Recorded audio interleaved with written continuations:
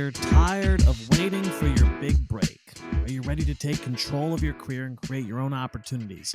And stop what you're doing right now and listen up, because today's podcast is going to blow your mind. Because Clayton Howe, who's our guest, he's not just, a Broadway powerhouse producer, really up and coming over the past couple years. He's living proof that you don't have to wait around for someone to, give you permission to succeed. He's the producer of smash hits like Dracula, Comedy of Terrors. He produced Here Lies Love on Broadway, How to Dance in Ohio on Broadway. He's producing the upcoming Audra McDonald Gypsy as well on Broadway. And on this episode, he shares his secrets to success. This guy went from chasing acting gigs to building his own theater empire. Hear about him talk about the power of persistence, the power of knowing your audience, and how you can leverage your own unique strengths to create your own opportunities. Did you know that 90% of Broadway shows fail? That's just wild to me. And he talks about why he thinks that is. He talks about the state of Broadway. If you're an actor, a producer, or simply someone who's passionate about the theater, this episode's for you. Get ready to be inspired, informed, and empowered to take your career to the next level. All right, let's get to Clayton right now, baby. You are an actor and a producer, but really turned towards producing in a concerted way, I think about 4 years ago. Maybe it was during the pandemic when you originally told me. I talk about the shift, and maybe in talking about the shift, Clay, give us a little bit of context for the role that performing played in your life up to that point, and maybe any of the inherently entrepreneurial stuff that was always in the background that then sort of went, you know what, I'm gonna shift here and focus on this a bit more. Well, I'll start by saying life punishes the vague wish and rewards the specific ask. And prior to being a producer, I was a bit vague. I, want to be on Broadway, want to keep performing, I didn't even know what that meant. And then as I thought back towards like my childhood, going into college, deciding what to do, I was like, I'll go perform in theater and use that as a catapult to go do films, because that's what I always wanted to do, is perform in film. But then somewhere along the way, you kind of lose that, with a little bit of vagueness. And so I also believe that life gives you signs, and they get louder if you don't listen to them. It starts like a tap on the shoulder, and then you get pushed and the whole brick wall falls down, and you're like, I didn't see that coming. And if you look back, there were signs that were kind of leading you towards that, maybe in like a bad relationship or something. But that was happening in terms of the people I was meeting and the books I was reading that led to this whole producing thing. In the summer when I was lifeguarding, I started reading self-help books. And first book I picked up was How to Get What You Want. I was like, oh, this is great. I can manipulate people into getting what I want. And the entire book proceeded to tell me everything that was wrong with me and how I needed to evolve as a being to go along. And my whole like what were some of the specific things in there that sort of stuck out to you, if you recall? Body language. So sitting with your legs and your arms crossed. Having that resting bitch face, as we say, those sort of things. Yes. And communicating, asking more questions than giving more statements, because, I do think your life evolves and grows based on the quality of the questions you ask. And a lot of us just make statements to people like, I want you to do this. You're not hearing me, as opposed to like, do you hear me? Or what did you hear from what I said? And all of a sudden we're having like an actual conversation and evolving, together. So I was doing that for myself. I was doing that with the people around me. I was reading more of those books. And I went to a reading very last minute at the Dakota, and I ran into these two guys retiring, air quotes, if you can see it, from finance and going into producing. And they were like, you know what, we like your point of view. We like, who you are. Why don't you come have this conversation with us? So I started working with them as a creative consultant for 2 years. Before, and this was very casual. I was still performing. It wasn't like a paid thing. They just send me stuff, get your take. We're sussing each other out. And the pandemic hit while I was on the Waitress tour. And it was in that moment where it was like those signs were getting louder. And I also found that performing, I wasn't really happy. Like I was on this tour and I wasn't really enjoying it. Like I enjoyed the singing aspect, but everything around it was just not for me. And I also was now at this point reading like, Conscious Capitalism by the guys who created Whole Foods, great book. Your True North. I'm writing these down. Yeah, there's a lot of them. I can give you a list afterwards too. Please, pretty much anything Tony Robbins, which might be a hot take for some people. Tim Ferriss, Gary Vaynerchuk, which we talked about. And I was having that realization of like, oh, I can build things. I can actually take my creativity and all of this like self-help that I've learned and actually evolve companies and kind of leave the world better than I found it. Wow. And I realized as an actor, you're waiting for things to come to you. And as a producer, you're finding them. And what's amazing, I mean, this is something that if you can understand this concept, you can really excel in life, which is it's all about persistence. You don't have to be incredibly intelligent. You don't have to be incredibly talented. You just have to be persistent, within reason, with respect, working on quality things. But that has just blown my mind when it comes to producing, because I get no's every day, but you just keep going and eventually you find the yes. I mean, seek and ye shall find kind of thing. That's the end of the podcast, right? I mean, that's it. This was great, guys. Thanks so much. Enjoy Ocean City. You know why that was so because as I was listening to you talk, I mean, even just that open, the universe plays, it punishes the vague and rewards the specific ask is like, it is so hard when, it's just like a day-to-day, like trying to feed yourself, like, oh, maybe throwing paint at the wall, like maybe I'll do this, or maybe there's an in there, just like the hustle culture of like trying to make it work. Within like the first 2 minutes of us talking, and we've never met before, I can tell that you are lit up by purpose and an understanding of what it is you want to do. And it is really, as corny as it sounds, that's really the key, because we're just going to keep getting like batted down by this business, and staying persistent, like you're talking about, and focused on what it is that you're trying to do. If you can do and not get distracted or pulled in all these different directions, which is something that is really, I mean, I love that. And I think it's really clear talking to you already that you have a strong sense of that. Well, yeah, I also, I mean, I will say like, I say this with like a lot of privilege and a lot of, like I'm a 6'2" big guy, and I started balding in high school. And I realized very quickly, if I shaved my head and grew a beard and just worked on, growing my arms, that I'd be able to play any villain in entertainment. And pretty much every role that I've played since I've graduated college, the arms are fully exposed. And that's just a realization, but it's focusing. My point is like, I focus on the strength. You know what I mean? If I was like, but I want to be a slender, full head of hair tenor kind of leading thing. Like if I did that, I would just be kind of like lying to myself and not listening to the signs. And there's nothing wrong with being that. And there's nothing wrong with being me. It's just that when you can like really get granular about what your strengths are, is what I'm saying. Staying in your lane and finding your lane, you can work like consistently, but Clay, you have to go for it. Isn't this funny because artists, actors in particular, they hate this. Because and I would argue the more that this happens, the more you get into more commercial theater, the more important this is. As in, we as actors, we want to do, I can do anything.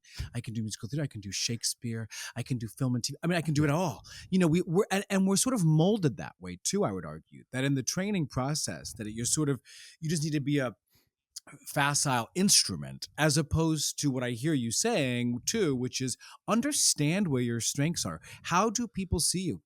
And how do you play into them in a way that will create more opportunity? And just to be clear, what other business does not do this? Meaning, any business has to go, we're going to talk about Dracula, but when we talked about it originally too, you were like sex in terms of marketing and in a lot of particular. And you got James, who was, gorgeous and so talented, and it makes sense. You're like, just really make messaging clear.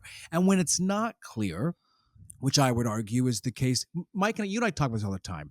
How many people play what's his name, the Jefferson Mays, a Man of a Million Faces game? Meaning that's a unique unto itself. Otherwise, you really need to understand what your arms are and play into it in order to make real headway. The thing is, and I picked this up when I was doing From Here to Eternity at Ogunquit Playhouse, where I met my wife, and my friend Travis Brzbilski, he has an amazing tenor voice, but does not look like that, and what that means in theater. And I watched him evolve. He grew a mustache, he grew a mullet, and now he works regularly on TV because he embraced his, what we call type. But it's the people who do that, like, just go for it. Like, it really, you can start to hit a groove. And it's like that in any industry. I mean, going out for anything, you just have to find out what your lane is. And I think that's why everything is starting to flow for me. It's like, I'm not trying to be open heart surgeon. I'm going to stick with theater. Yes. All things to all people. Yeah, exactly. Yeah.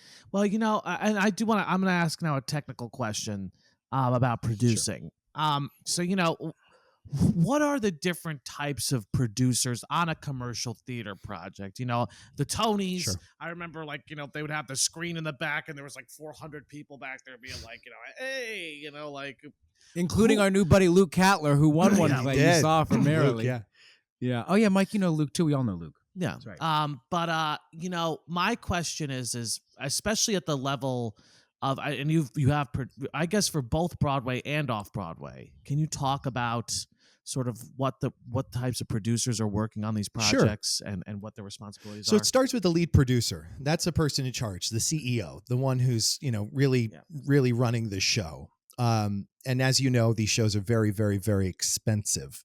And so co-producers are brought on to raise funds to put the show on. They're also producers. They're also billed above the title.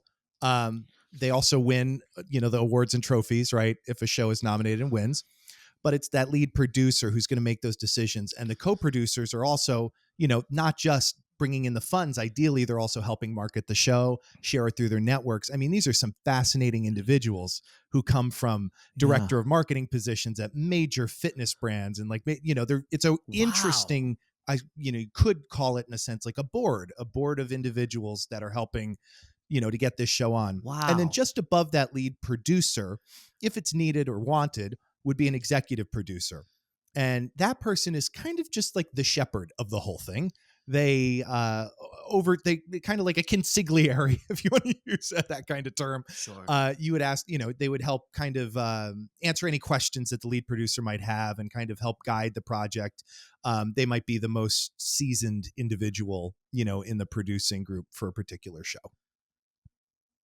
That's super helpful. Yeah.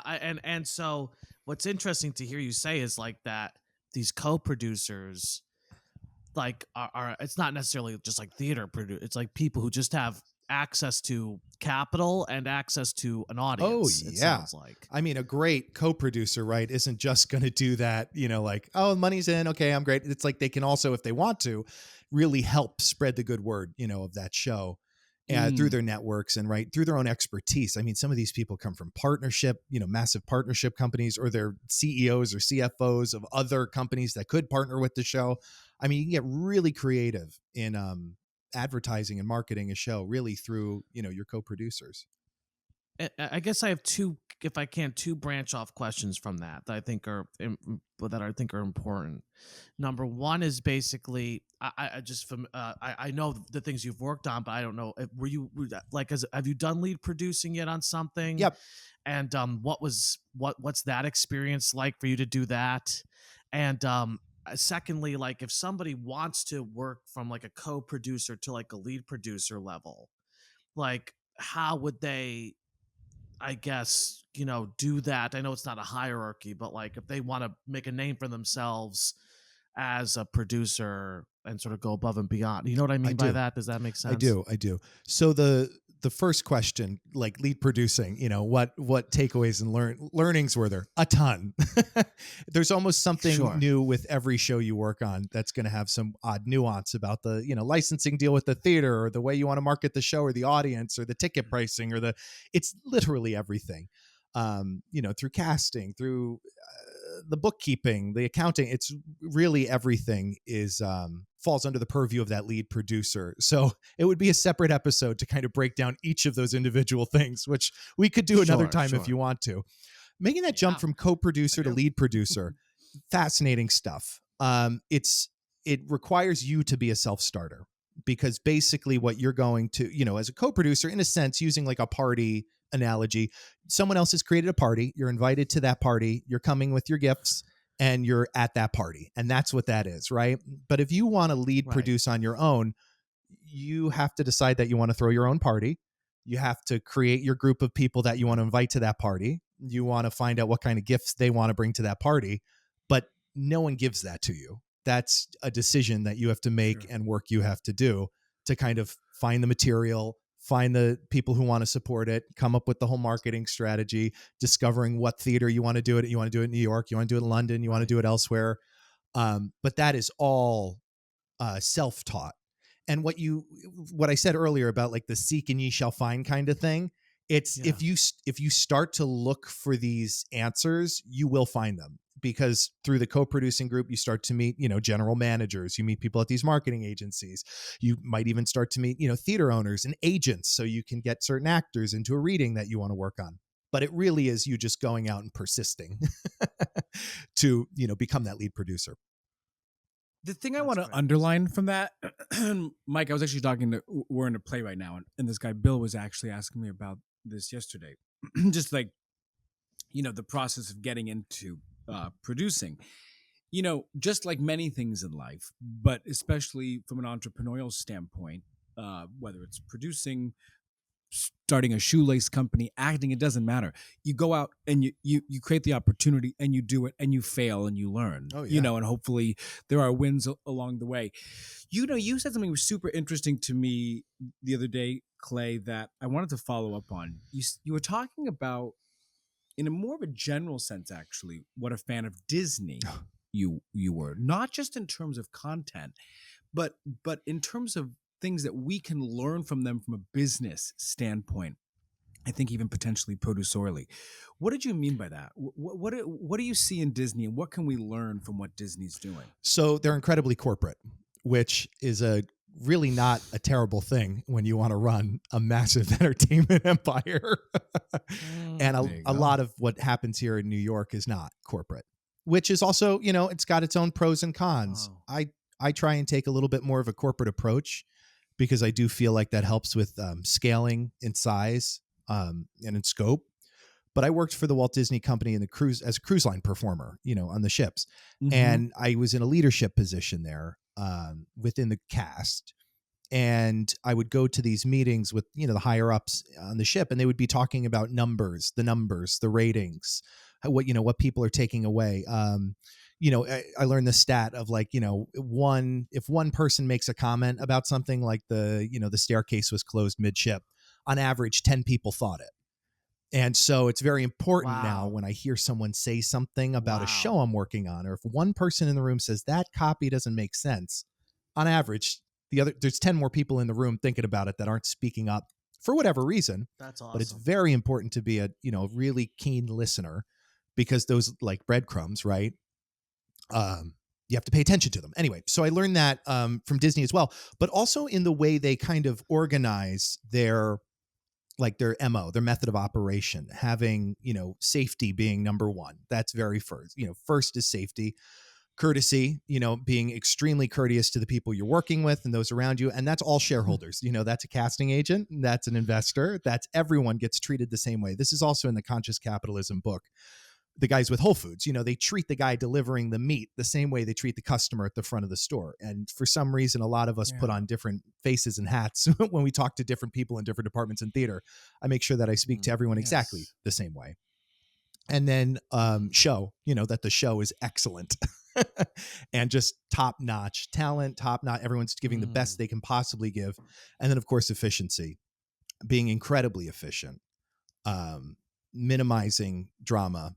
It's no place for that in the workplace. We have that with our personal lives and our families, but when it comes to the business of putting on a show, we are just simply to the point to get the product on.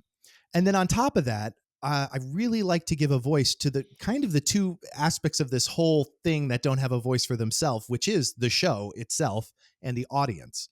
And at the point of the audience having a voice, it's typically too late in terms of what they're buying or not buying with their ticket sales.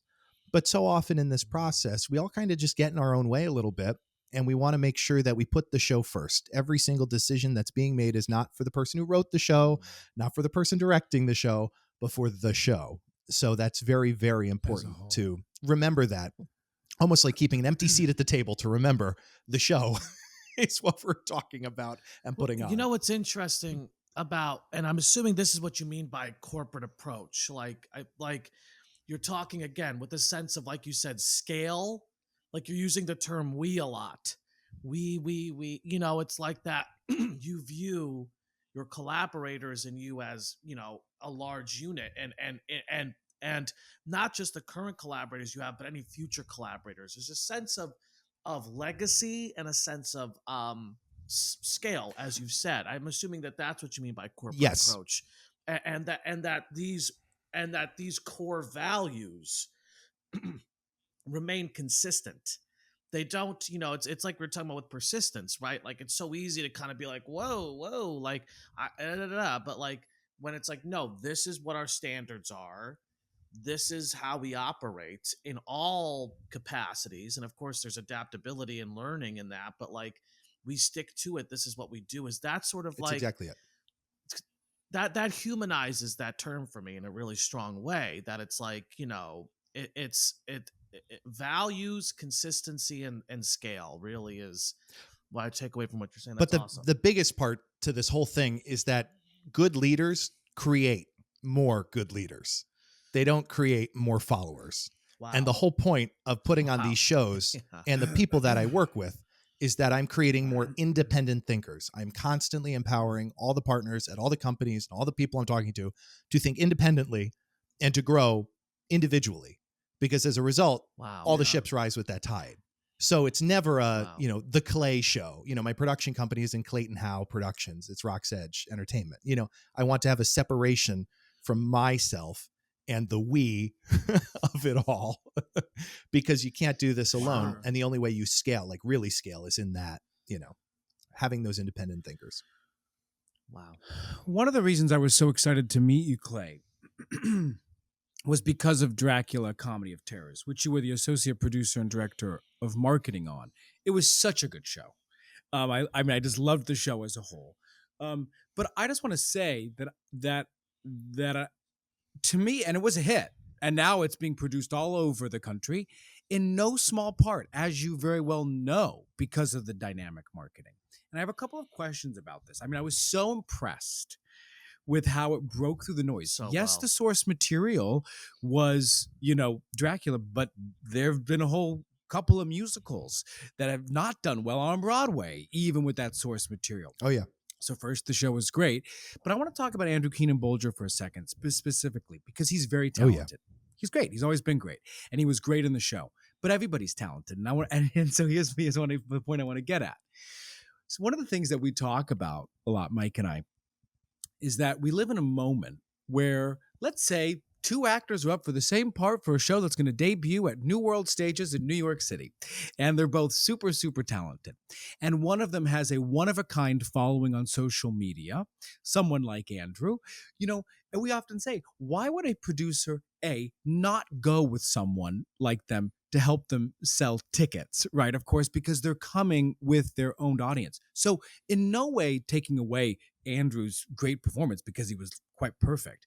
But out of curiosity, was that a consideration when casting was underway to take on someone like that who means something to a theater-going audience? Well,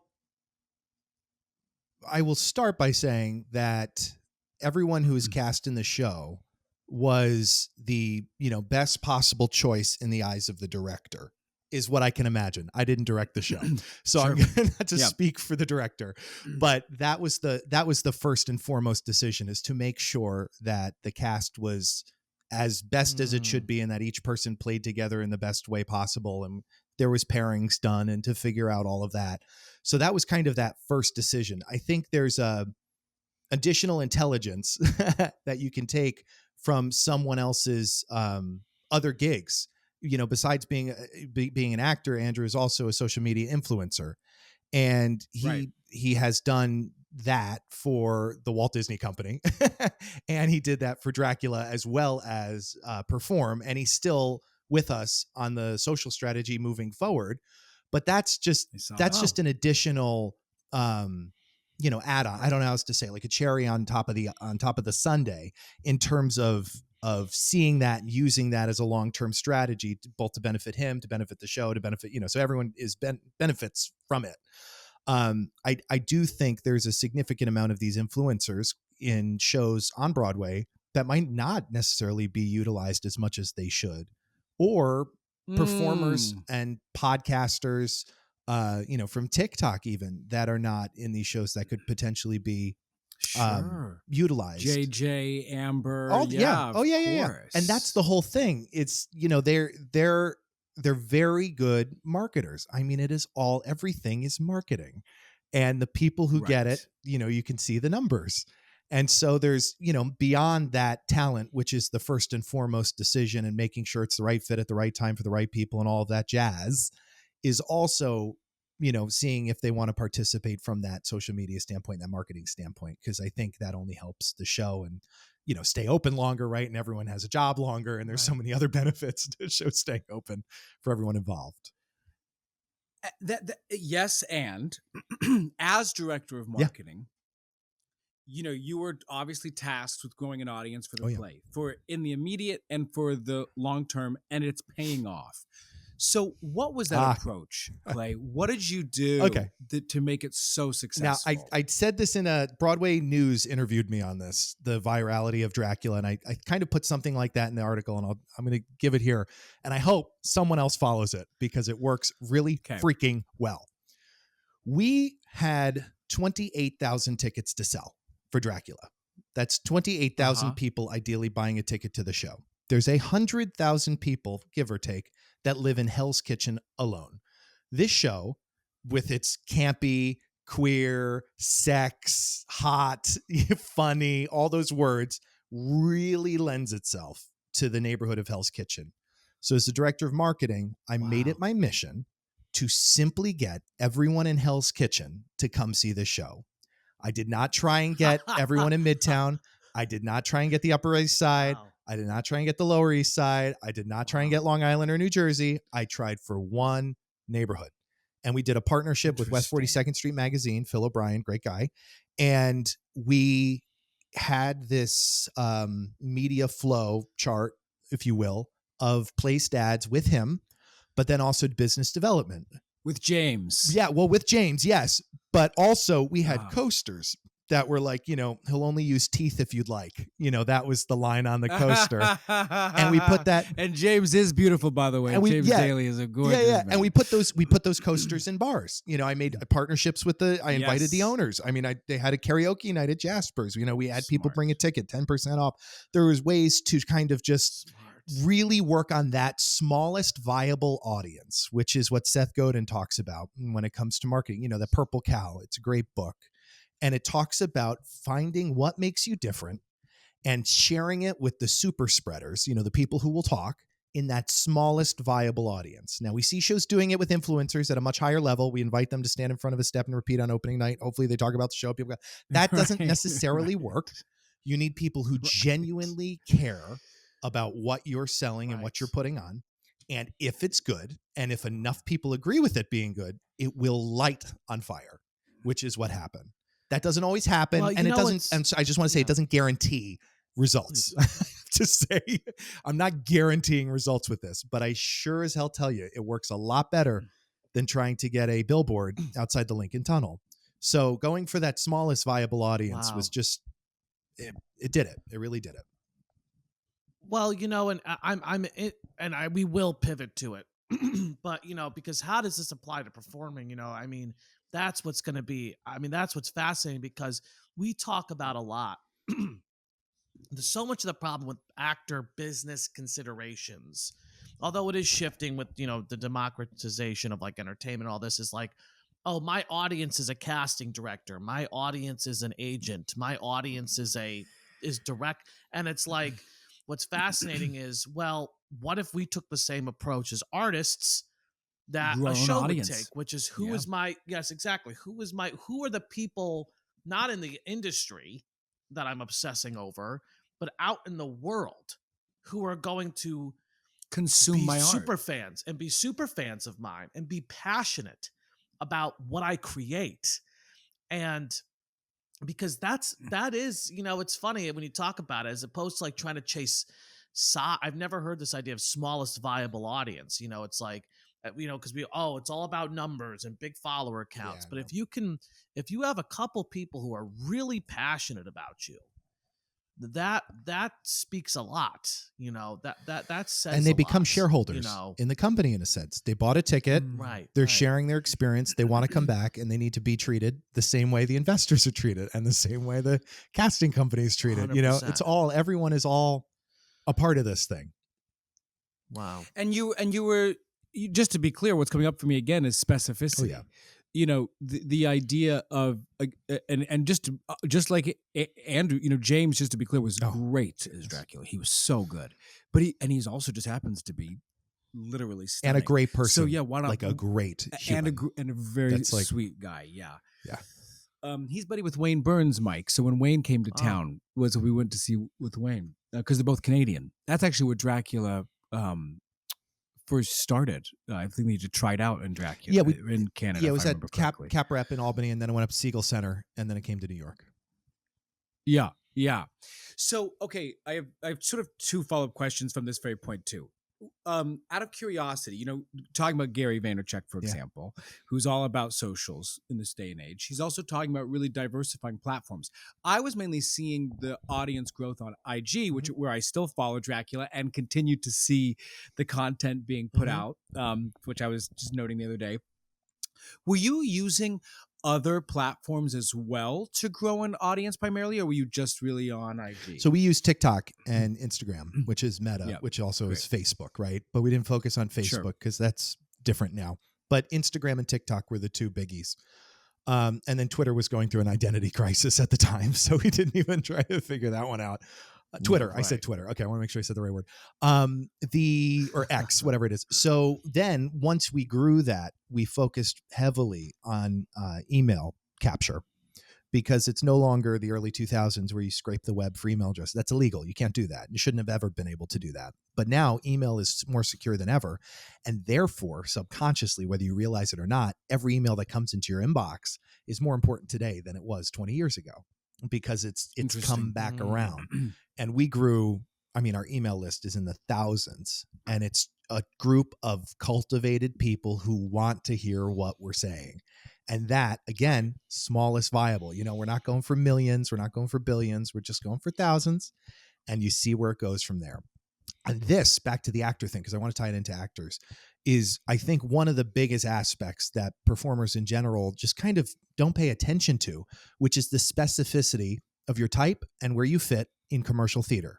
This advice assumes you want to work in commercial theater. You can move to a town and do every single role in every single show at a theater. There's nothing wrong with that. That's awesome. If you want to work in commercial theater, you have to find out where you fit. And unfortunately, a lot of us just go for like, I could play that role. Like I could be the Phantom. I could be I could be Fiyero. But the reality is there's like 20 other roles in that show. And if you're, I wouldn't want to say a nobody, but if you haven't worked before and you're not a known entity within theater, you should be focusing on understudying or standing by that fifth ensemble track that has those two solos. And if you focus on that, there's a much greater chance of you getting that than Fiyero. And and it can happen with every show. So like when I did Waitress, my focus was to understudy Earl Hunterson. I knew that I could sing that. I would sound just like the original guy. It would be, that's that. And as a result of that specificity, I ended up being the primary. But I've done that with every other show. When I was in Cabaret, understudy Cliff. I'd love to play Cliff. Am I necessarily Cliff? Not really, no. But they needed an understudy. So I played the I played the bar owner and the gorilla, and then I understudied it. But it's that specificity, and I think performers, if they realize the shift and who's leaving what shows, because it's always changing, that's how they step in. Like Alex Grayson did that with Bronx Tale. He was sitting talking to a friend who was telling him another friend was leaving the show, so he immediately called the casting director, without even waiting for the materials, put all the material, because everything's online, put the materials on tape, and went for that, standby, understudy, ensemble track in A Bronx Tale. And now he's, been in Parade and he was in Titanic. So it's that level of like, just, you don't have to go for the big, big, big. You just go for just get into the room. Doesn't matter necessarily what role. And by nature, it'll evolve. Wow. I want, to your point about not just a billboard outside the Lincoln Tunnel. This is my wording of this Sure. question. In my opinion, you might have a different sense of it. What is Broadway getting wrong? In my humble opinion, I don't think Broadway is as cool and as sexy as every other entertainment medium. I think, unfortunately, there is a bit of a separation between the Grammys and the Oscars and the Academy Awards and the Emmys and all that, all those different, television, film, what the level of cool that Taylor Swift brings to the music industry. We're not necessarily hitting that too hard. And that was another, not to bring it back to Dracula, but that was a focus that I was really, really wanting to drive home on social media, is that it was sex, funny, and cool. I mean, the guy, James is just like his embodiment of that character, and the way he moves and the physicality is just, it's cool. And so I think if we could infuse more of that into Broadway, and you read a lot of these articles and hear a lot of these Freakonomics had a great podcast with the creators of Stereophonic, and how the demographic of ticket buyers is changing. We always used to say 40 to 60-year-old white women buy the tickets. That's who we're, tailoring it to. It's changing. It really is changing. And I think we're seeing that, just even with, there's always younger people who will buy tickets to see, like, in their time, the Beatles, or in his time, Bon Jovi, and now Taylor Swift. And I think if we can begin to think of Broadway even more so through a marketing lens to make it cooler, as cheap as that sounds, I do think that would benefit the industry as a whole. I think that's what Hamilton had. It was freaking cool. It was a moment. It felt of the it felt well extended beyond. That's what Stereophonic. That's why Stereophonic's like, such a humongous hit, is because it's really become a cultural zeitgeisty thing beyond just like, all of us freaky, like, theater people who are like, I like, and how what is cool? What in your opinion does cool mean? Sounds, movement languages we've never seen before, orchestrations we've never heard before, stories we've never seen before, showing, not telling. That's what I think is so awesome about Stereophonic. Wow. They don't tell you and explain to you why certain behaviors are incorrect or why you should think a certain way as an audience member. They just show it. And it's a slice of humanity. You come in at one time, you leave at another time. Things happened before, things happened after. None of it was explained. You just witness the moment and go on your way. I think that's what Hadestown does so well. I mean, that was a sound we had never heard before, and it's freaking cool. Have you followed Invasive Species have you sort of seen what that like that's fucking cool too. It's like that whole vibe. It feels, that's like an example too of something that it just feels social media driven too in a lot of ways, and it feels young and it feels hot, and it's not like a bunch of old dudes who are saying like, oh, we think that this is what the youngins like. That, and also we've gone so well at polishing all of these shows and making them look like the best thing ever when they open. But the one thing you cannot trick an audience on is the book and the story. Wow. And unfortunately, that can be the most affordable thing to fix, but it requires a particular individual who understands story and the medium of storytelling on a stage. That's another great book. The Message is the Medium, or Medium is the Message. It basically explains how the newspaper and theater connected and what radio and TV did.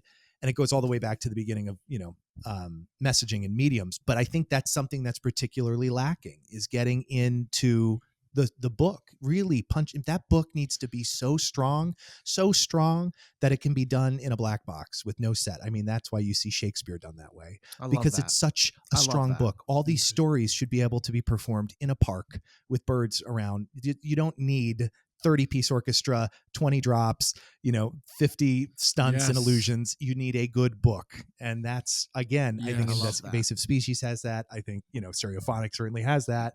And therefore, it works. Wow. So you're now developing, kind of speaking to that, you're developing another musical, Never Be King, with a lot of friends of mine, actually. Oh, really? I didn't know that. Yeah, I did Les Mis with Chris, Oh, yeah. and the wonderful Nick Yeah. Drake Oh, yeah. is one of a kind. Speaking of one of a kind, but tell us a bit about it. But before you do, it seems to have a younger vibe, and the reason why I want to bring that up and talk about it is that from when I was poking around and being nosy, it looks like you're really trying to grow an audience for it. That even though you might have had a concert at 54, there doesn't seem to be any formal announcement of this is when the show's going to go up.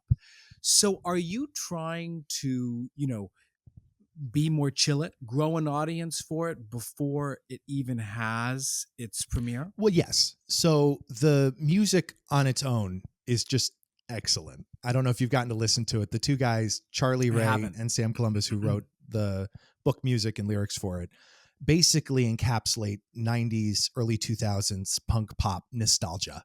Avril Lavigne, all of those different musicians. And then they put it in a fucked up Catholic mass with a harpsichord.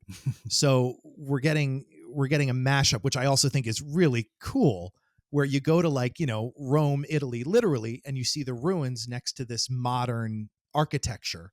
That's essentially, the visual language of the show, but also the oral language of the music. It's this kind of harpsichord meets Stratocaster kind of vibe. So that's what brought me to the piece originally, and my general excitement for the talent of these two guys. On top of that, the storytelling is something that we've never seen on stage before. So it's about Henry IV of France and his accidental ascension to the French monarch. Now, the first act is told from the history books perspective, if you know anything about French history, how he became king. So that's Act 1, the beginning of that to him becoming king.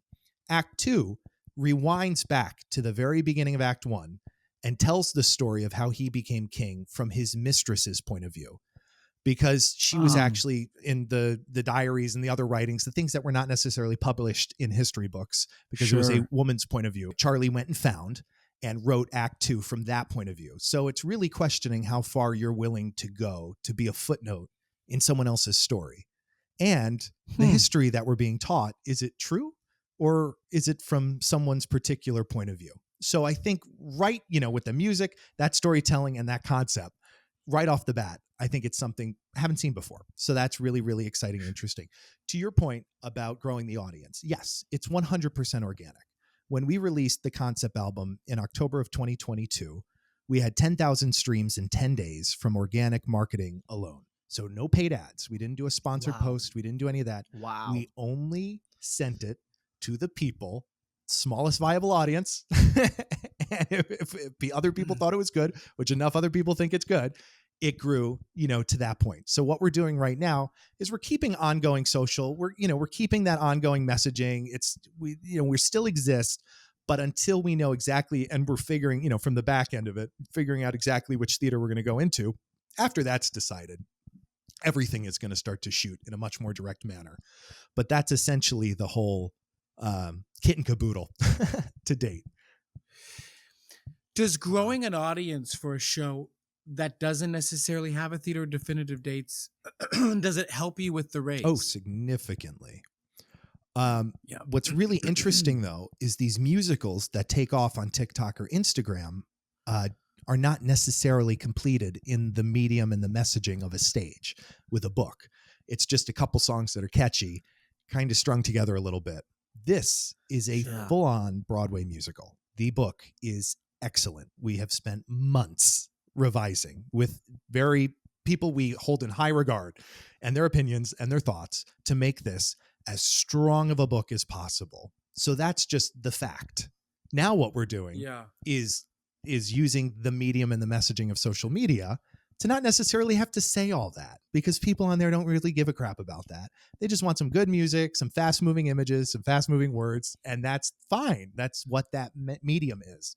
But if you can harness that simultaneously with, the stage or whatever other medium you're going to tell this story in, it can work, and it's working for us.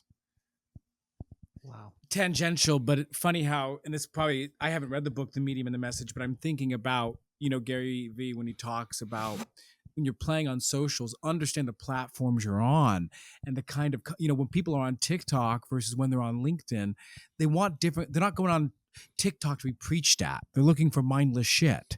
So, make it fun, make it whatever it is. I mean, Mike and I have this conversation all the time. A lot of the conversations we have with our work, artists don't necessarily want the themes around growing a sustainable career. They don't necessarily want to be told save more. That's not necessarily the vibe that they want, what they're looking for. So it's like, how do you find that happy medium in a lot of ways? I think it's just understanding your audience. And I say that at the most micro level of like the friends you're friends with. You understand your friends, so you speak to them the way you speak to them. It's that. Right. Now just multiply that by the audience you have on whichever platform, you're on. And the character. I mean, that was what was so cool. I saw a very short video on TikTok the other day. Paris Hilton speaking at a government thing. I saw that when she was just like, "I love your jacket, the sparkles." Yeah, but there was another interview. That one? But then she drops into her real voice. Like her natural speaking voice, I guess I would say. And there was an interview a couple years back, it's probably on YouTube, about her talking about how much of a character that is. She understands it. She's a very smart woman, businesswoman, who knows exactly what she's doing. And everyone, 100%. Falls for it, buys into it, loves it, right? So that's kind of what it is, within any medium that you're sharing something out, whether it's LinkedIn or TikTok or Twitter or Instagram. Know your audience. Yeah. My darlings, did you know that behind this podcast lies a decade of work that was focused on creating a comprehensive system of tools and step-by-step processes tailored for artists who are striving to build sustainable careers? So you're saying that 12 times fast. But it's like all of us, right? We're all trying to build sustainable careers. Our creative startup offers an immersive blend of e-learning and personalized one-on-one consulting aimed at empowering actors to bypass years of struggle. This work includes a bunch of elements highlighted in this podcast, including professional networking, goals setting, financial management, self-producing, craft improvement, method or how you work, and probably in some ways most important, marketing. Participants will work one-on-one with either Labad or myself, in addition to gaining access to nearly 40 hours of guided e-learning content. So check out the show notes for info on setting up a free consultation and let us help you take your creative career to the next level. And should you choose to sign up, you can use Creative Risk for 10% off. Kind of, we'll go to another sort of technical question, I guess, is can you talk about investor cultivation? So how do you meet investors and how do you earn their trust? I guess I would say is... we've talked to a few producers, and I always think it's interesting people's answers to this question. Well, what are your thoughts about that? Well, the very first thing is, if we're talking about investing in theater, from a co-producer, lead producer standpoint, you have to be selling something that's great. It has to be a quality product that you believe in.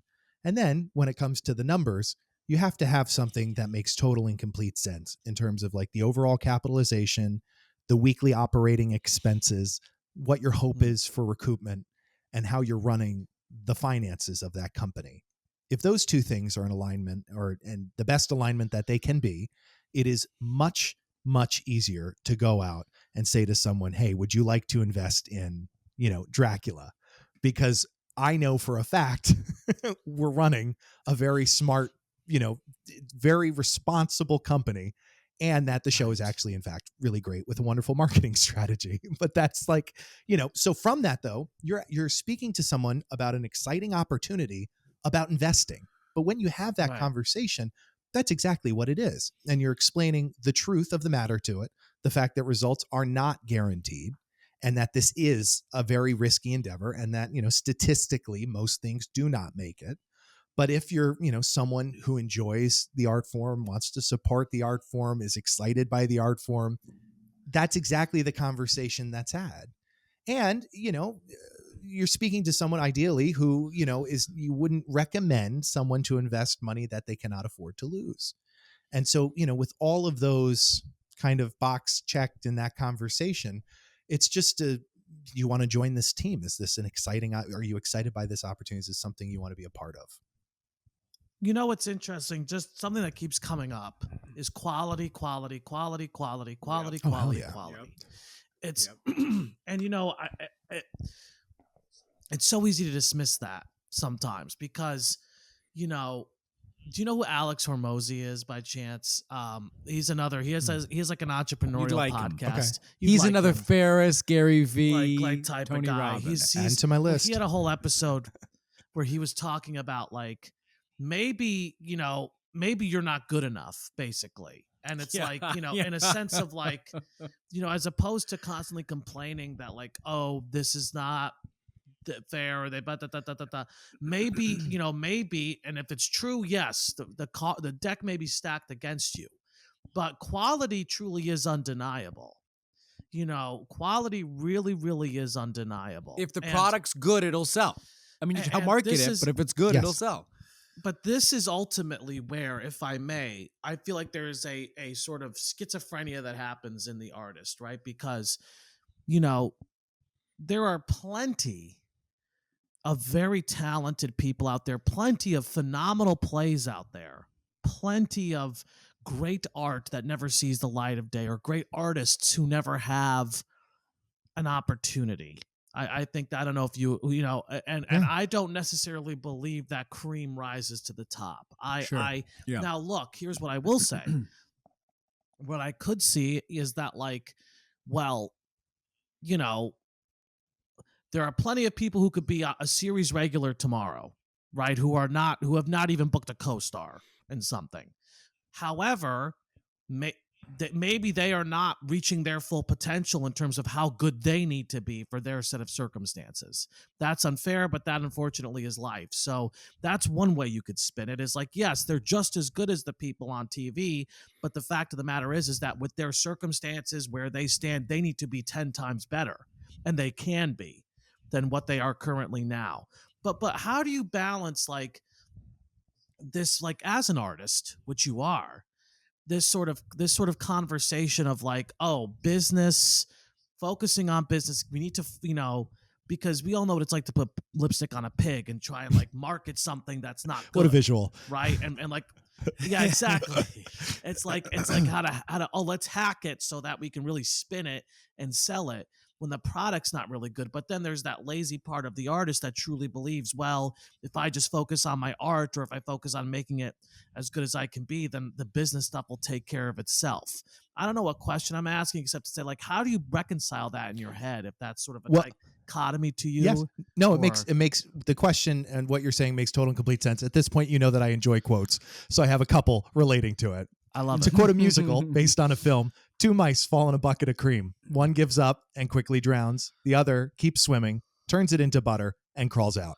It is only persistence. Whether you think you can or you think you can't, you are absolutely correct. What you focus on, you find.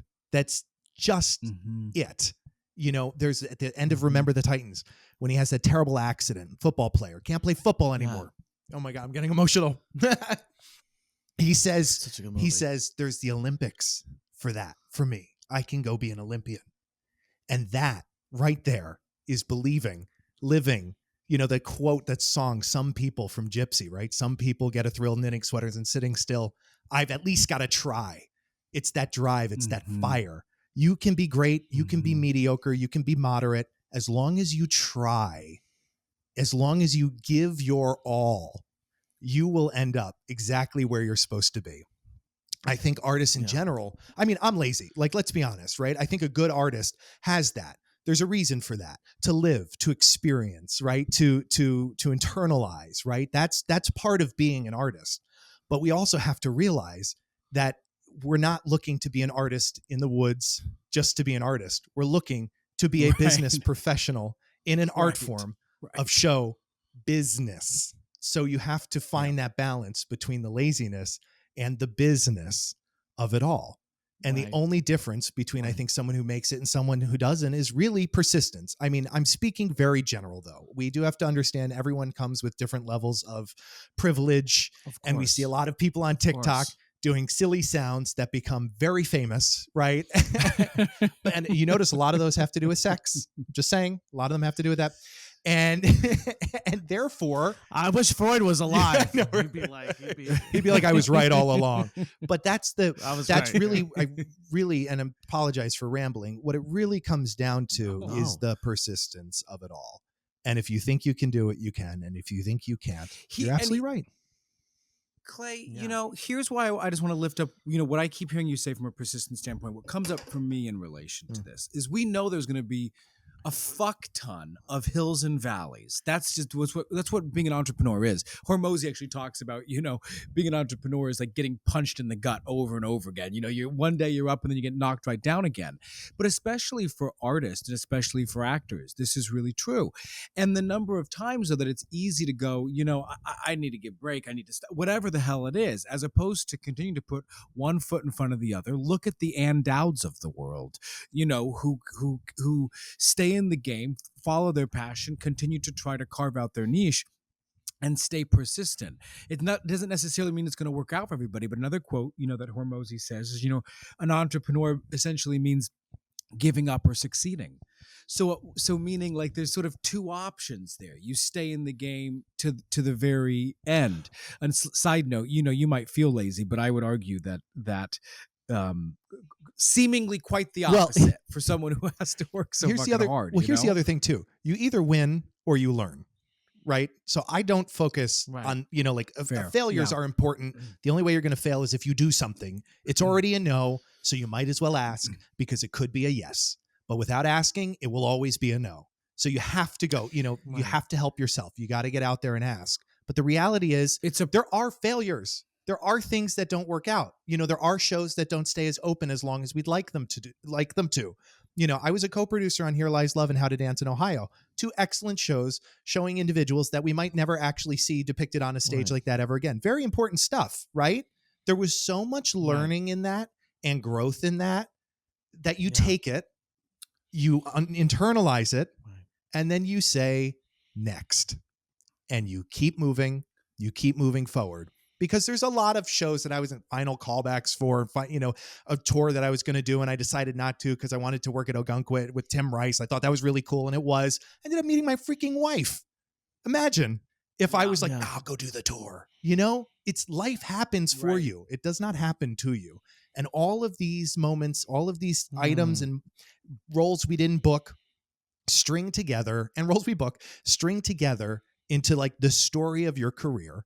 And what you need to do is take that information and evolve yourself accordingly, to whatever that means. Strength in dance, strength in, whatever. It's just you learn. You take the failures, you take the no's, and you keep moving forward.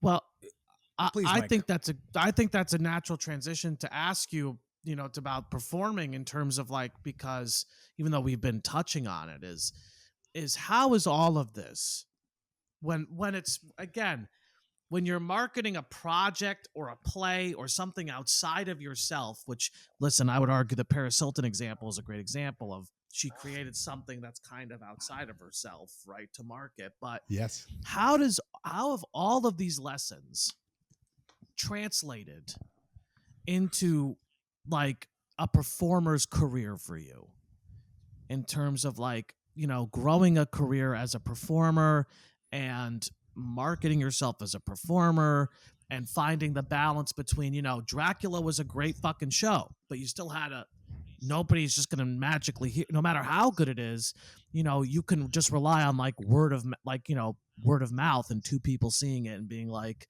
we don't have to do any market. So balancing business versus the product. I mean, how does all of this translate to your performing career? Well, I've gotten incredibly, and I mean incredibly, self-aware on what I bring, what I can do, and what I cannot do.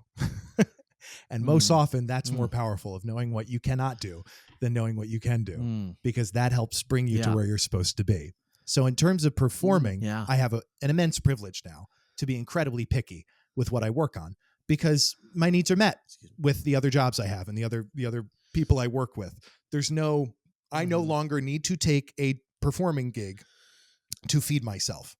And there's a wonderful story about Harrison Ford doing that. He went to Hollywood, started auditioning. He was going out for all these roles and realized this isn't going to work. I need to start a carpentry business so I can be incredibly picky for the roles that I'm going to audition for. Arnold Schwarzenegger did the same thing. He started a bricklaying business so he didn't have to take roles that weren't right for him to feed himself. And that, I think, is a really smart angle, because when you go into the room for the role you know you're correct for, it's undeniable. It's magnetic. You have that moment. The energy shifts. You walk out like, and you've all experienced this, where you walk out of the room, you're like, I fucking nailed that. I don't even care if I get it. Good luck with your production if I didn't, because I know that I did a great job. And that right there is all that matters. That's the part that matters, is knowing whether or not you made yourself proud. All that other shit will come, or it won't come, but who gives a crap? So long as you make yourself proud. That's that internal happiness, right? That's that true happiness.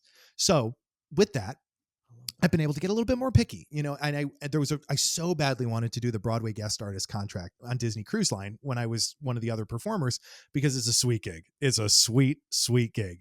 And with the waitress credit thing, I still had to pursue them pretty actively to get in to audition for that. And I did, and I booked it, and I went and did it for 8 weeks over the summer in 2022.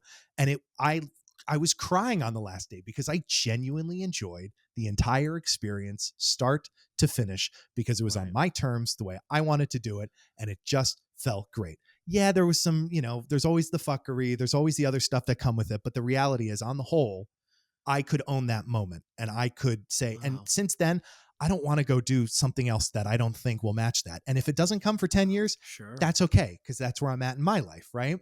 I do love singing and acting. Like, I love that. It's fun. It's just fun. But I don't want to do it at the expense of not being happy, because you spend more of your time off stage. You spend most of your time, with the cast. You spend, and they're all great people, and, there's some, bad eggs here and there, whatever it happens.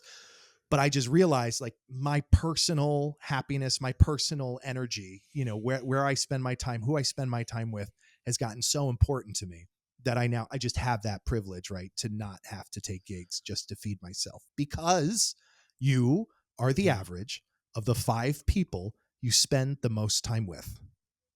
It's a fact, right? If you want to get better at tennis, you don't play against people that are worse than you.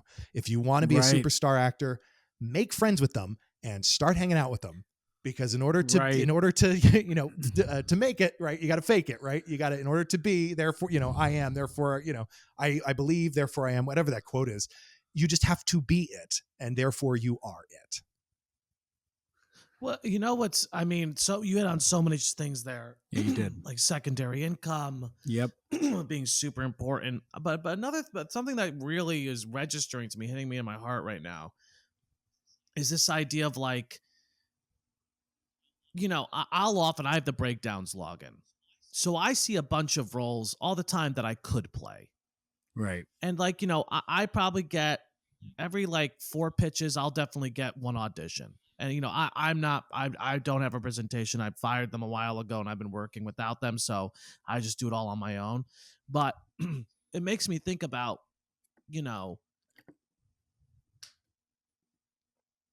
being incredibly specific about, like, yes, you probably could do X, Y, Z, B, D, but are you going to be the fucking best at it? Are you going to, and those things are undeniable. Like you said, like, those things are undeniable. And it's good to stretch yourself I think it's good to stretch yourself as an artist. Absolutely. But you have to rise, you have to grow into it. Right. So if you're like, hey, I really think I'm this, and I really think I can do these things, you have to rise. It's not just like, well, they'll see it. Mm-hmm. You have to really rise to that occasion. So it's like, yes, I could do this role, but let me pursue the things that I know for a fact that nobody can do better than me. I'm undeniable.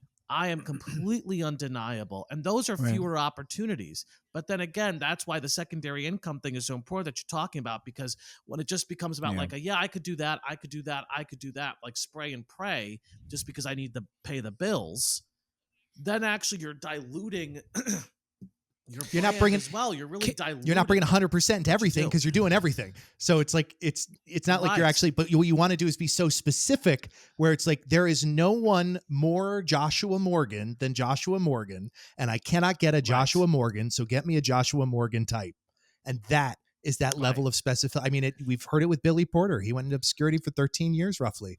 As he has found himself, found his career, and discovered his life path, and now. It's all, I need a Billy Porter type. I need a Billy Porter type. I need it's when you are true to yourself, no one can be more true to you than you. And that's really what I'm trying to hit on with these auditions. You want to be so undeniable. And I want to take something else away from the financial freedom secondary income piece as well that relates to this, going out for the stuff that you're undeniable for. Yes, from a story standpoint and to really be able to do your best. The other thing, I have this conversation with my manager sometimes, and actually a friend of ours who's in casting. When you feel yourself needing the gig, when you're chasing every gig, then unfortunately sometimes that sense of desperation seeps in. And it's something you can't always quite name, but it can really fuck with your work. And they can see it. And they can see it. It's so funny. We've all been in those auditions when it doesn't really matter so much. Not that you don't care, but when not everything's hanging on it, and there's an ease and they can sense like, we want them because they don't need us. When we need them, when we're like, please, some more, please. It's not a sexy quality. No. And so just to say that from that financial freedom and secondary income standpoint, I think about it, sometimes there have been times when it's like, oh, I need this gig because I need the health weeks. Yeah. And sometimes I get it and sometimes I don't, especially, but if I'm carrying that pressure on my shoulder of a literally life or death, how unhelpful that is to, our unique business that requires us to have that, again, I'm using the term loosely now, but it's come up a lot in this episode, sex appeal. That also has to do with a sense of ease and c'est la vie that I would argue creatives are also looking for, as opposed to us being so desperate and hungry for it.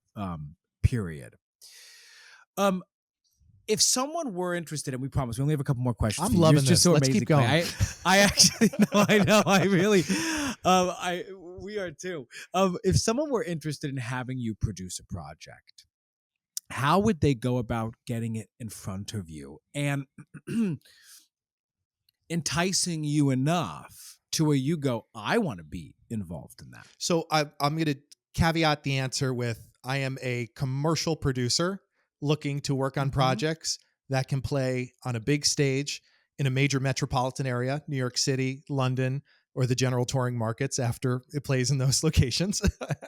So with that in mind, the lens I'm looking at every project through it at this moment, that can change, right? But at this moment in this time, it's anything that fits that. And what I mean by that is a certain quality of storytelling, right? Certain quality of, if it's a musical, certain quality of music. And here's the thing. I read a lot of scripts. I get them on LinkedIn regularly, and I get emails about, and you can tell in 5 or 10 pages whether or not it's got something or it doesn't. And it's the same exact thing to go back to the actor. Before an actor comes into the room, if I'm looking at their headshot and it's properly cut 8x10 and the credits are nice and clean and it doesn't have like reviews and weird shit written on it, which is, something that people just need to learn that you shouldn't have that on there. And, and they come into the room and they open the door as though they've come from somewhere important, and they're excited to bring their gift into this room. And I hold the paper up and they look exactly like their photo. And they say, good morning. Maybe they comment on the weather. So it's not just that we're stuck in this room and the world doesn't exist. So they're aware of everything and the whole thing connecting. They go to the piano. They speak incredibly respectfully to the accompanist. They're not snapping at them. Their book is neat. They open it. They stand. They just begin. They sound great. Before they start singing, I can 9 times out of 10 guess whether or not they're going to be excellent, because we are congruent. There are so many pieces that connect to that, that the way they walked in and then the way they walk out as though they're going to a Broadway show, whether or not they're in one. It's a whole energy connectivity. That exact thing, which I really figured out in auditioning for myself, and it's all performance. I'm not going to a Broadway show. It's acting. I'm just acting, but I'm being genuine at the same time, right? It's a funny balance because you're on, but you're not fake. So the same thing with the scripts I receive, right? It's the way the email is written. It's what they're actually looking for in that moment in time. It's how far along the project is. I mean, some people send an idea to me and think that I'm just like a magician with a wand. And it's like, I'm a normal human from Long Island. I don't really have much. I don't come from, I don't have a huge pot of gold that I'm putting these shows on from. I'm raising it from other individuals who are equally normal. It's like, there's not some magic thing that happens by the time I say I want to be a part of it. And then at that point, I need to find other people who believe it. So if I, I'm like lying to myself and then I'm saying, yeah, it's good. It's like other people can read that because now I'm basically auditioning as a producer to another producer over coffee. So my point is this whole thing is very connected, and that authenticity of like genuinely believing in what you're working on selling. So to get back to your question about those inbounds, right? It's the way that email's written. It's the script. It's are you going to send a demo that kind of, you feel like encapsulates all of the writing that you've done? Is there a short excerpt attached to it, right? How much work is it formatted correctly? Does it read like a screenplay, even though you want this to be on a stage? There's a lot of like little nuances that you can pick up on because I need to know how hard you're going to work with your piece. You can't just give it to me and expect me to do all the work. It's a collaborative art form. And the people who pull their own weight really go far because they're like, nope, I get it. That's fine. I'm going to rewrite it, and I can generally understand that based on an inbound, how highly someone thinks of themselves, which is great. We should all think highly of ourselves, but like, we cannot let the ego get in the way of the story. It's always about the story we're producing. So it's, and so I'll find that, through link, or I'll be honest, like if something's like good, right? It is good, but I'm at full capacity. I'll always take the phone call, and give advice, as much advice as I can give. And I know there's a lot of other producers who don't have a full slate that are looking for things to work on. So it's like, if you help enough other people get what they want, you get what you want. It's not like it's all for me. It's kind of like us, which is how we started this whole thing.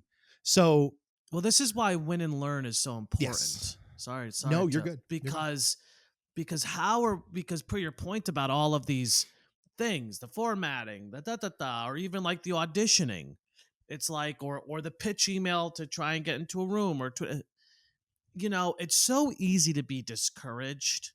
I think we're all in the same general age range. We're all and it's like, millennials. when you're kind of, yes, we're all millennials. And so it's like, I'm 26. yeah.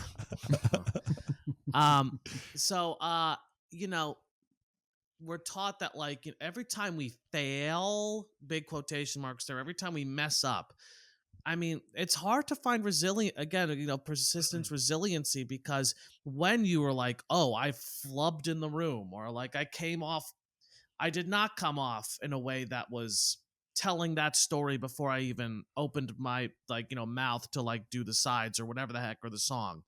It's like we take those and we take that as proof, right? We take that as proof as, oh, I'm not supposed to be doing this. Oh, I am not good enough. Oh, it's never going to happen for me.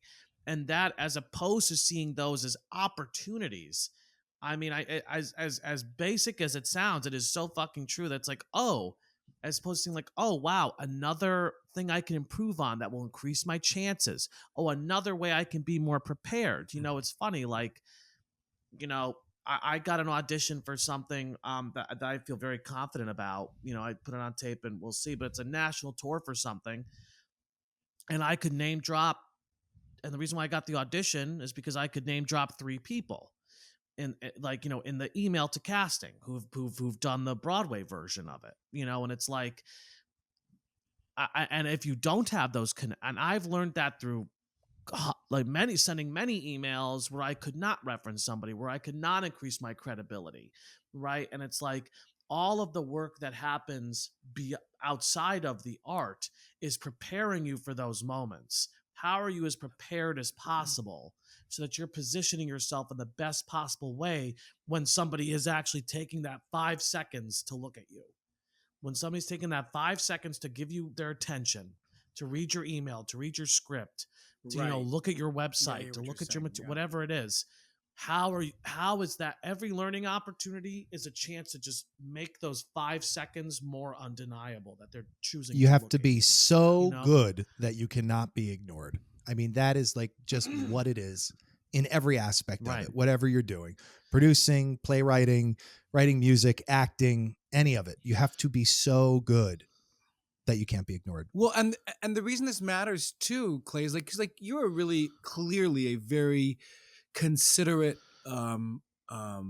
passionate, intelligent person who, if someone was like, listen, I'd love to meet with you, I'd really love to tell you about my thing, that, you know, you will likely, you know, at least give them the time Yes. of day. And the reason I'm bringing this up for the performers out there listening is because I do think we live in a moment, you know, we often talk about how, and I don't think you'll disagree with this, even with your pivot to maybe producing a bunch, but again, that not detracting from your work as a performer. In fact, when you and I talked the other day, I said, you know, what role does performing still play in all this? You know, essentially my takeaway was, well, I'm not going to wait for people to like get to tell me that I get to perform. If I want to do it, I'll do it myself. Yep. And so for the self-starters out there, for the other Jim Cummings, Mae West's, Cola Scolas of the world, you know, just hear that what I hear you saying, and Mike, what you're underlining, is that it's not so much, here's my idea about a bumblebee that lives in a tree. Like, that's great, even if it's the best idea ever, but do you have it all set up in a way to make the most of your opportunity with someone like you, Clay, who will really give them the time of day, but it has to be at a level where Never Be King was able to, you know, to catch your interest only because you saw it on a wider scale.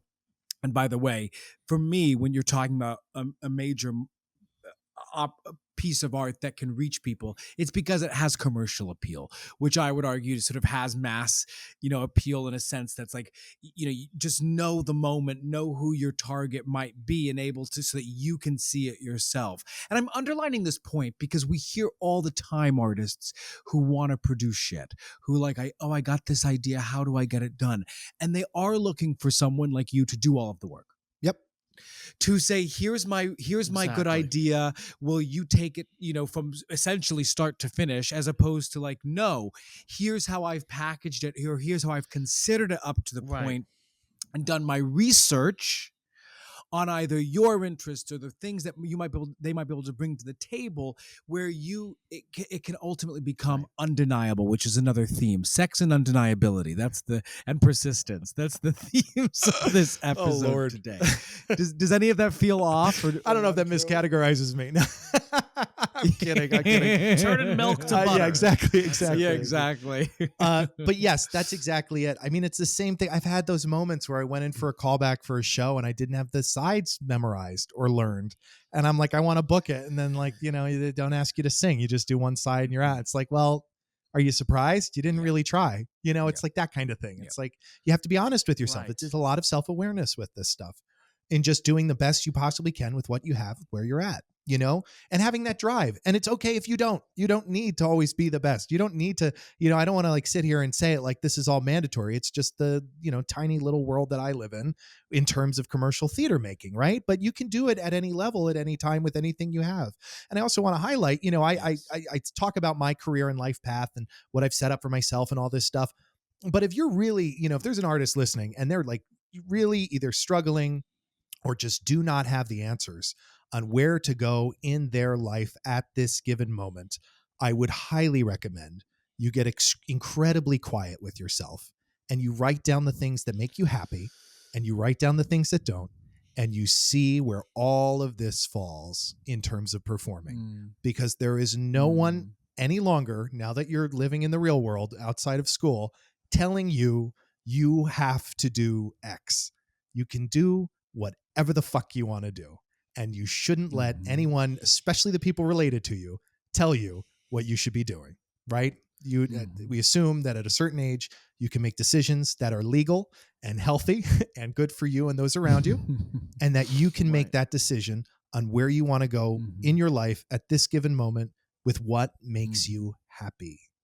That's what makes you happy, not what makes anyone else around you happy.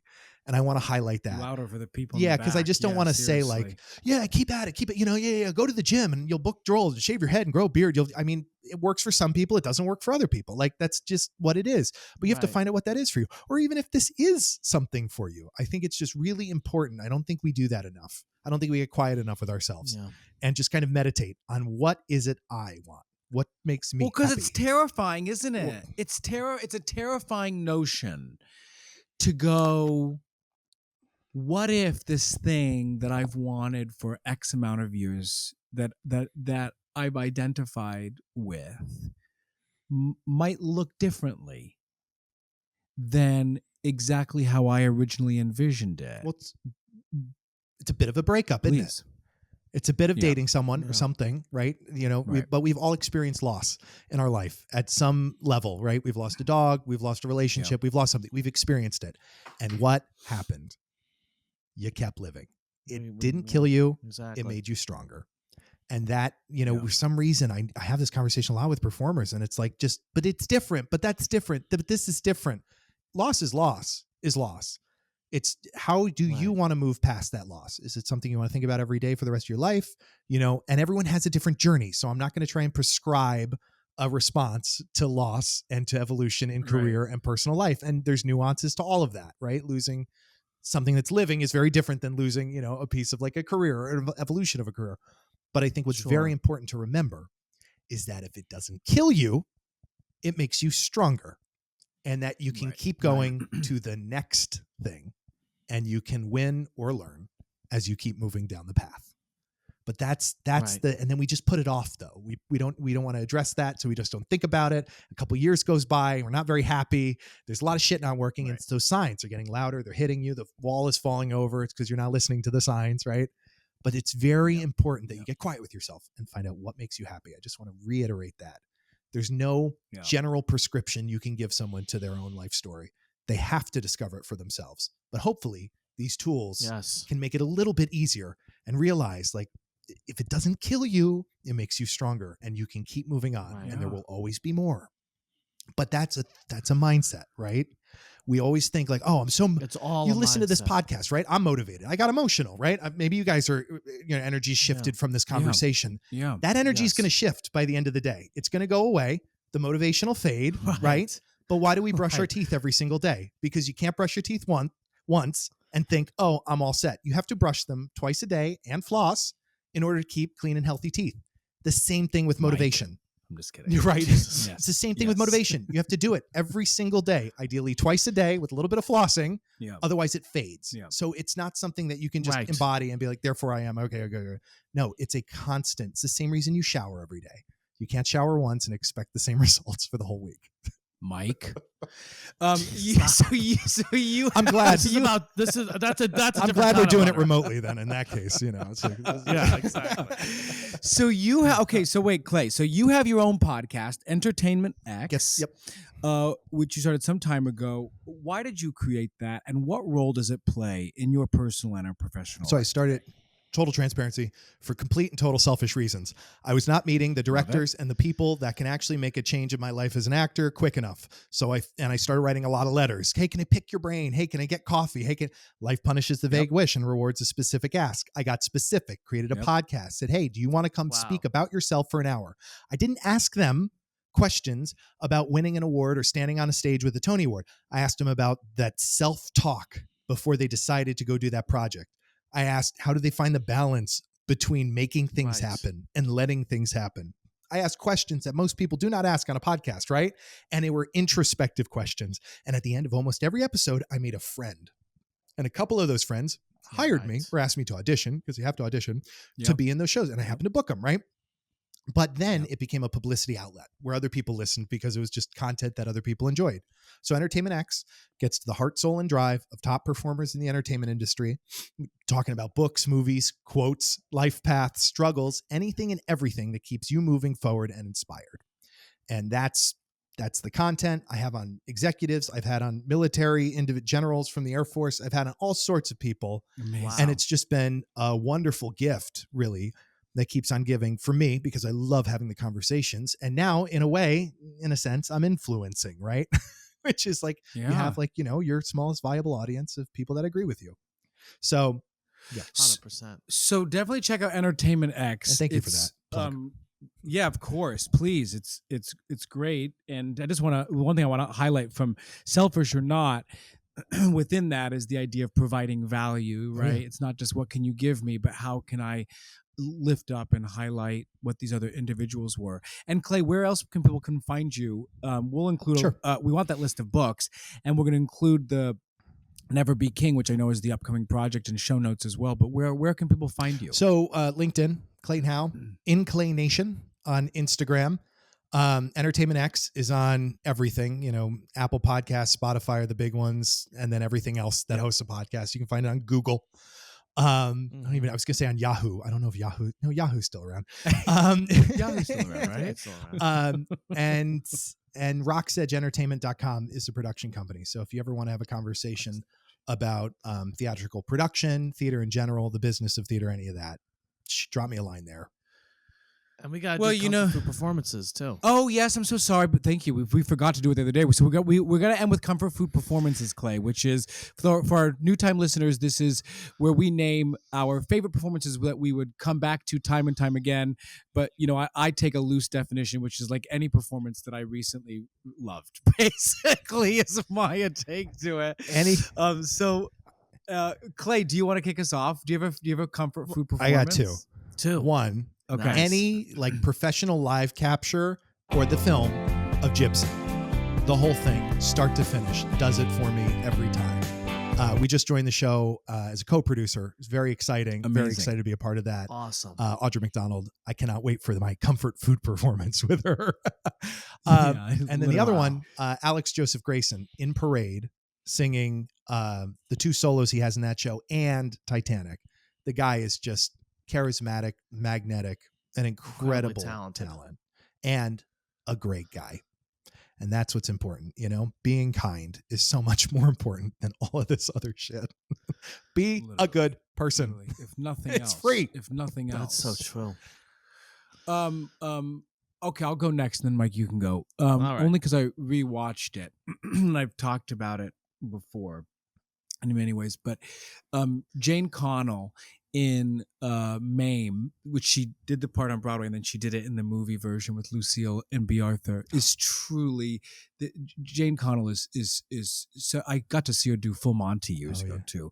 What a one of a kind performer, truly, and her performance as Agnes Gooch in Mame sort of lives in my bones. So definitely check that one out too. Michaela.